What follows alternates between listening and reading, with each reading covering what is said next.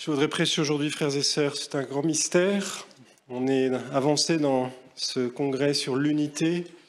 Dans l'enseignement, on a vu que l'unité, c'était la sainteté à laquelle le Seigneur nous appelait par la grâce des sacrements de la vie de prière. Mais il y a un autre élément qu'on oublie aussi dans notre chemin spirituel. Pour faire l'unité, c'est la croix. Frères et sœurs, je crois que spontanément, personne ne veut de la croix. On veut le ressusciter, mais on ne veut pas trop du crucifié. Et pourtant, on n'aura pas l'un sans l'autre.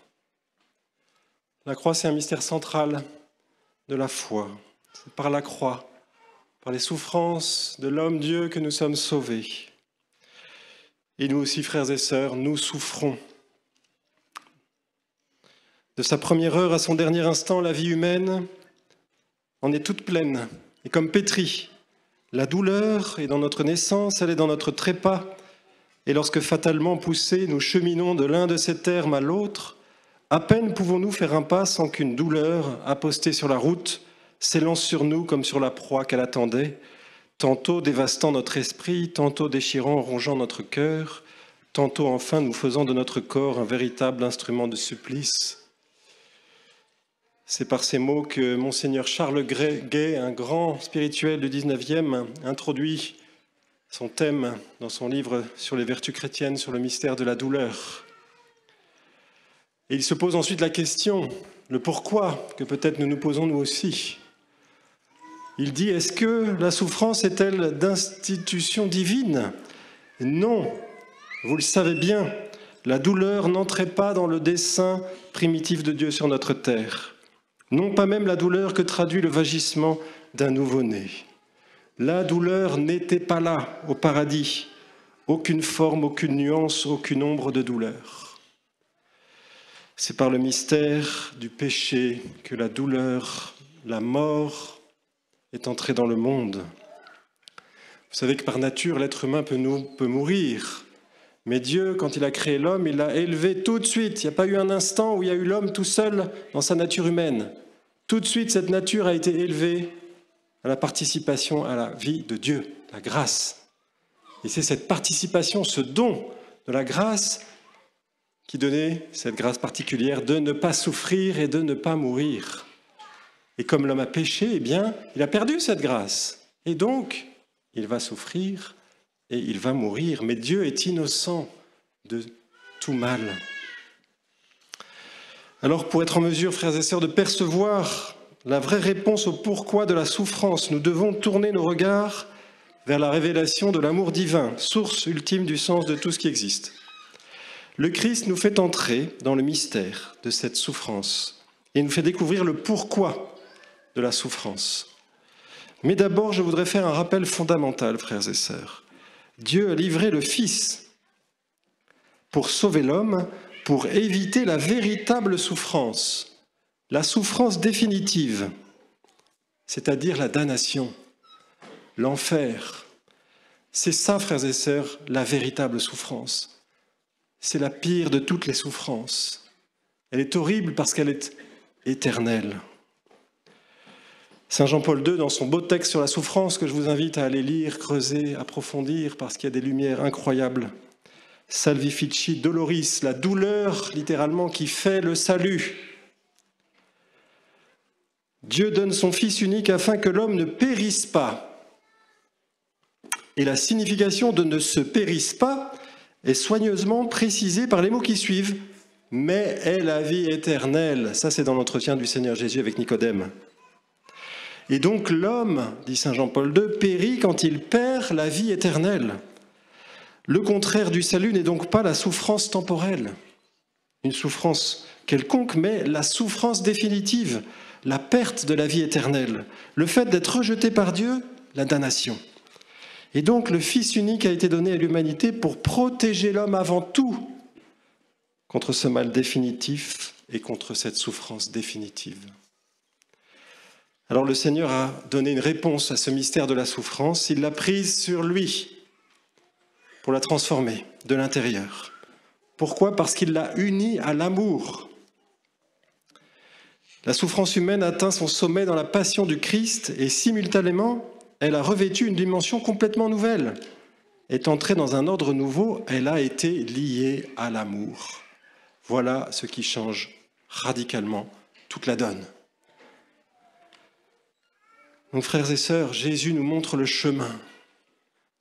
C'est un drame, frères et sœurs, de ne pas accueillir la croix dans notre vie, de se révolter. C'est peut-être la tentation qu'on a tous, spontanément, parce que c'est le cœur de la rédemption et du salut. Par elle, Jésus a tout transformé. Je cite une merveilleuse méditation du père Cantalamessa, cardinal aujourd'hui, capucin. Par sa mort sur la croix, Jésus a rejeté toute la douleur humaine. La croix du Christ a changé le sens de la douleur et de la souffrance humaine. Ce n'est plus une punition, une malédiction. Elle a été rachetée à sa racine lorsque le Fils de Dieu l'a prise sur lui. Et ensuite, il s'interroge. Quelle est la preuve la plus sûre que la boisson que quelqu'un vous offre n'est pas empoisonnée ? Eh bien, c'est si cette personne boit dans la même coupe avant vous. Eh bien, c'est ce que Dieu a fait. Sur la croix, Jésus a bu devant le monde entier la coupe de la douleur jusqu'à la lie. C'est ainsi qu'il nous a montré qu'elle n'est pas empoisonnée, mais qu'il y a une perle au fond du calice. Et nous sommes invités à y participer, frères et sœurs, à y être associés à ce mystère de la souffrance, de l'unir à l'amour, comme Jésus l'a uni à l'amour. Toujours dans Salvifici Doloris, Jean-Paul II dit qu'on peut dire qu'avec la passion du Christ, toute souffrance humaine s'est trouvée dans une situation nouvelle. Dans la croix du Christ, non seulement la rédemption s'est accomplie par la souffrance, mais de plus, la souffrance humaine elle-même a été rachetée. En opérant la rédemption par la souffrance, le Christ a élevé en même temps la souffrance humaine jusqu'à lui donner valeur de rédemption. Je peux devenir un petit rédempteur dans le grand rédempteur en unissant ma souffrance au Christ Jésus. Tout homme peut donc, dans sa souffrance, participer à la souffrance rédemptrice du Christ. Alors il y a une clé, frères et sœurs, c'est l'acceptation. Saint Paul dit, c'est pourquoi j'accepte de grand cœur les persécutions, les situations angoissantes, etc. J'accepte, je dis oui. Nous n'avons pas à les subir de l'extérieur, nous avons à dire oui, comme tous les saints l'ont dit, comme le Christ l'a dit en premier et qui nous permet de le dire. Dans une vidéo de Mère Teresa que j'ai vue quand j'étais jeune, c'était prodigieux, on suivait la sainte, un journaliste suivait la sainte, c'était la fin des années 70, je crois, début des années 80. Et voilà, un petit entretien avec elle. Et elle avait un visage dur, Mère Teresa, elle était marquée par la souffrance et qu'elle côtoyait tous les jours. Et elle disait, si Dieu permet que ça arrive dans ta vie, you have to accept. Elle prenait plein d'exemples. Et à chaque exemple, elle disait, you have to accept. You have to accept. Et après, elle est devenue lumineuse à la fin de tous ces exemples. Et elle dit, and then you become free. Et à ce moment-là, tu deviens libre. Acceptation. C'est peut-être cette grâce que nous pouvons demander aujourd'hui pendant cette messe. Accepter notre histoire, ne pas se révolter, dire oui à Jésus. Parce que quand on dit oui à Jésus, c'est plus nous qui portons la croix, c'est la croix qui nous porte. Dieu, disait saint Grégoire le Grand, nous enseigne tantôt par ses paroles, tantôt par ses œuvres, c'est-à-dire les événements, les situations de nos vies. Et lorsque l'on constate que malgré tous les efforts, les prières, des situations difficiles, parfois même absurdes, à notre sens spirituellement non productives, persistent et ne changent pas, il faut cesser de regimber contre l'aiguillon et commencer à voir dans ces situations la volonté silencieuse mais résolue de Dieu sur nous.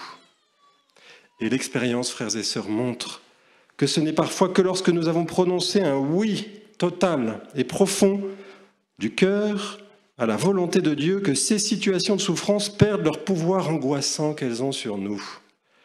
Nous les vivons avec davantage de paix. Alors c'est une vertu, demander au Seigneur, cette vertu d'acceptation de la souffrance, de la persévérance à la suite du Christ crucifié.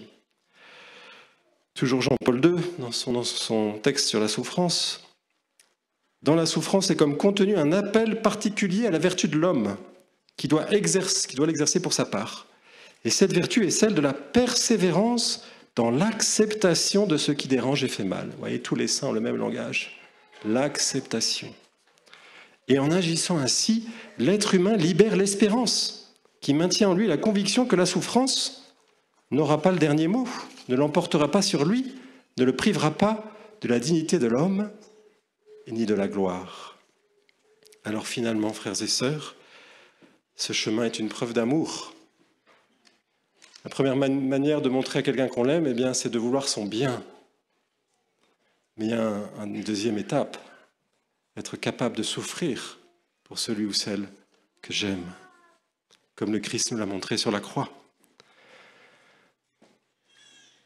Alors, Sainte Gemma Galgani, pour terminer, cette sainte préférée du Padre Pio, cette sainte italienne de la Passion,